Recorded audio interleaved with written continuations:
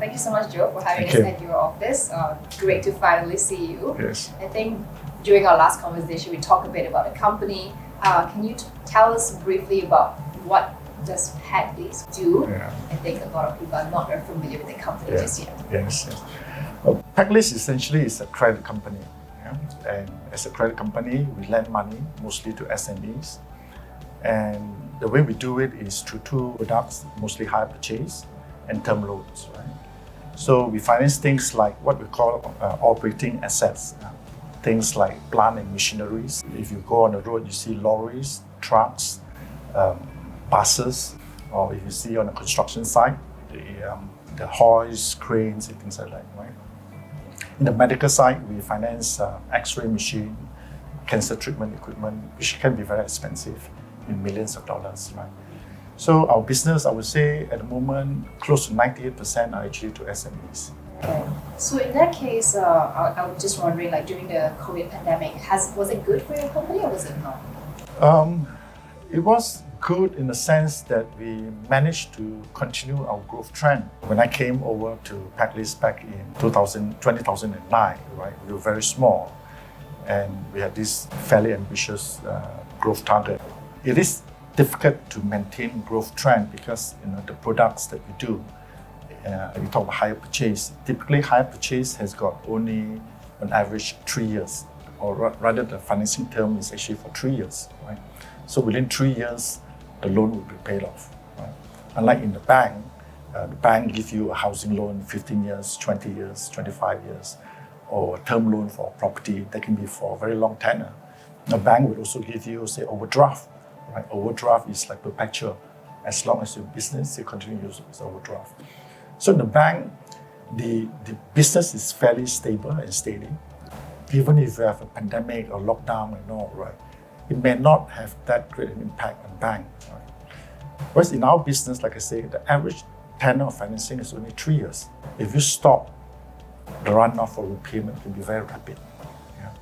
So in the pandemic, we were struggling, we were worried because we were actually affected by the lockdowns.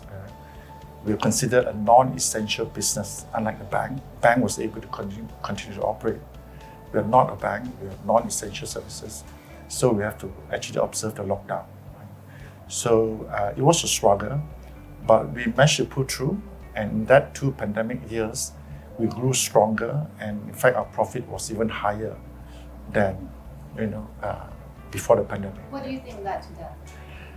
2 things. We had a bit of good fortune, right? Because in our business, we kind of land on fixed rate. Yeah. If you have a car loan, for instance, right, your monthly installment is the same, regardless of what is going on with interest rate. Yeah. Interest rate in the bank may go up and down. Your fixed deposits or housing loan may go up and down. Your repayment for a car is fixed every month. In our business, it's the same thing. We land on a fixed rate, so the interest rate that we charge to a customer is fixed throughout the tenure. Right? So during the pandemic, the government took steps to help businesses that were affected, right? And the government followed other countries in reducing the interest rate. Yeah? With a rapidly reducing interest rate, we were enjoying better interest margin, right? But then, our competitors couldn't take advantage of it. When you have good fortune, right, you must be able to capitalize on it, right? What we did was during the pandemic, right, it is not a situation that you face all the time. Right? In my career, that is, my worst experience. All right. In other crises, we were able to operate and come back to office and deal with the situation. Right?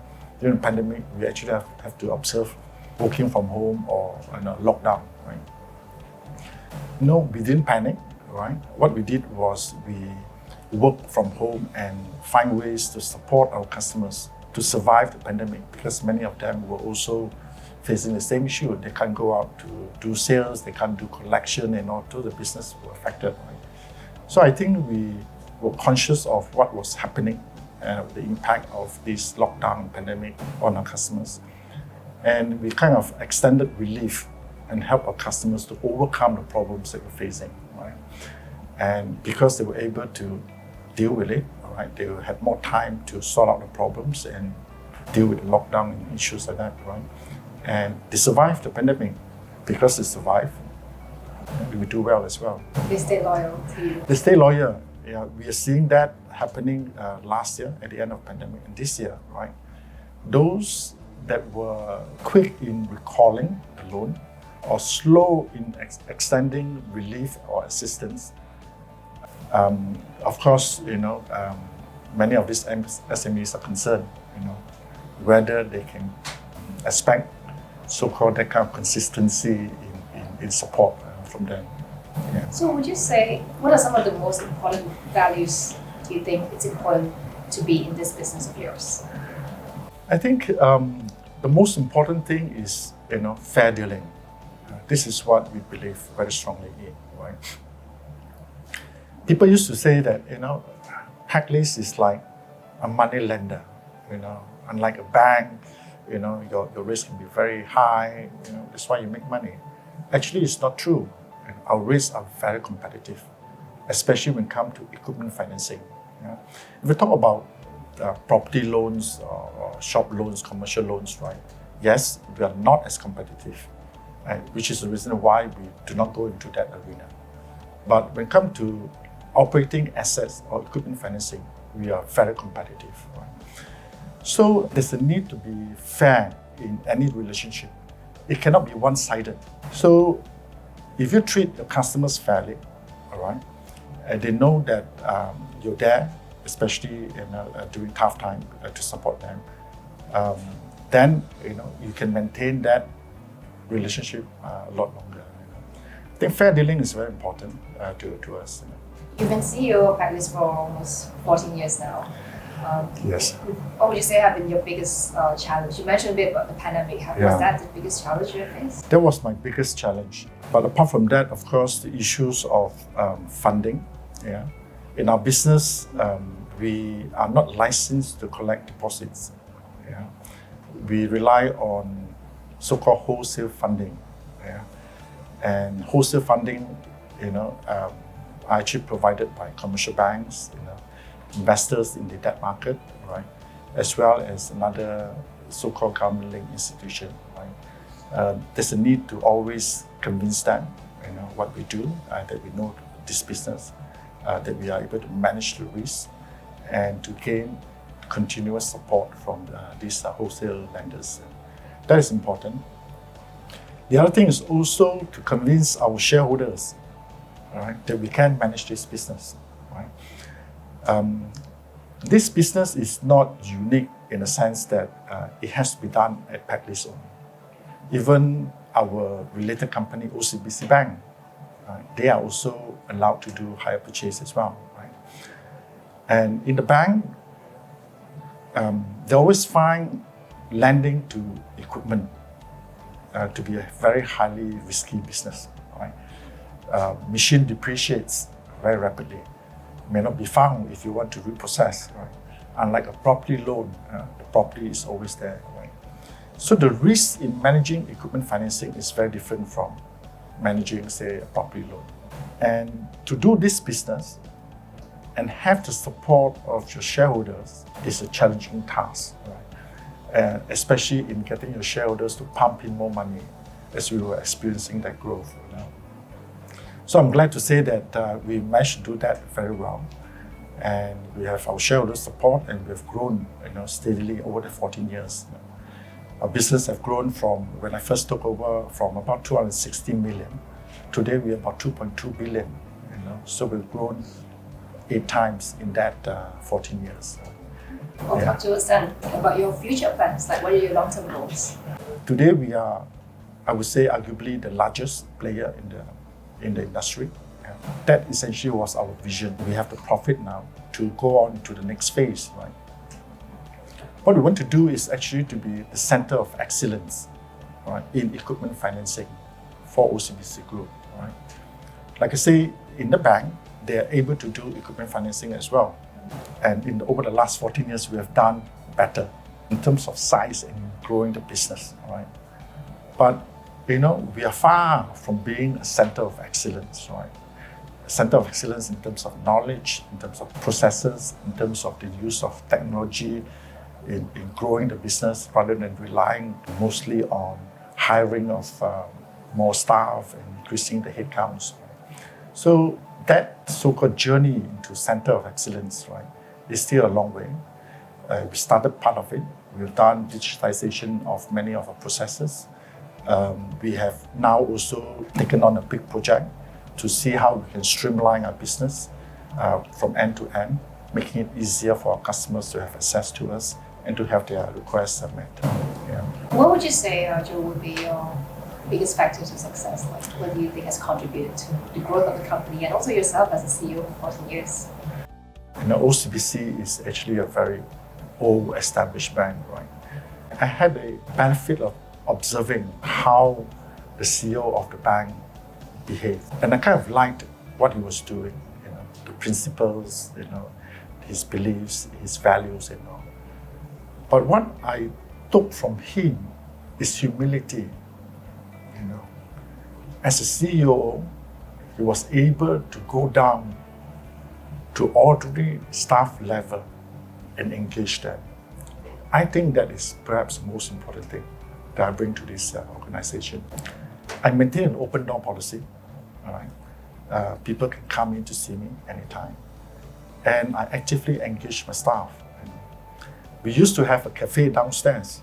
I would have a yam cha session with my staff, right? To tell them my plan, my direction, and talk to them about issues. It can be very general issues.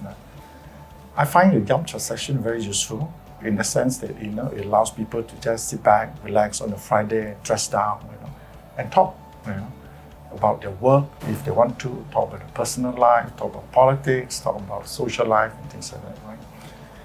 So if you're humble and you are able to get down to a different level of organization and engage staff, you have a chance to win their hearts, their mind, and then you have a chance of building a very strong team.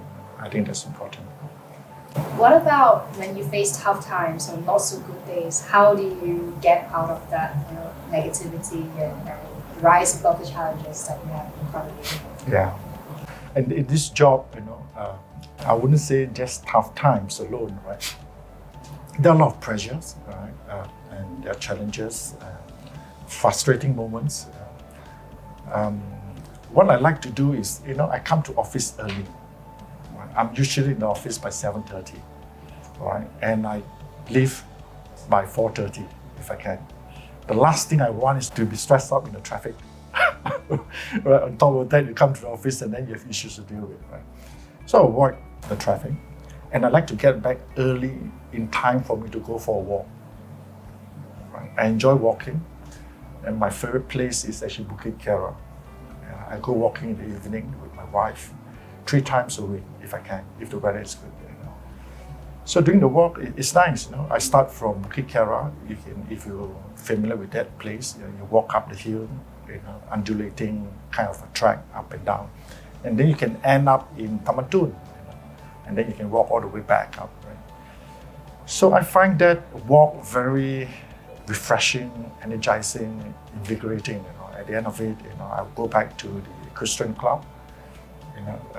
If my wife doesn't have to rush back, go in the sauna or the jacuzzi for 5-10 minutes, and after that it helps me, to relax and have clarity in the issues and challenges that I face. I think that's very important.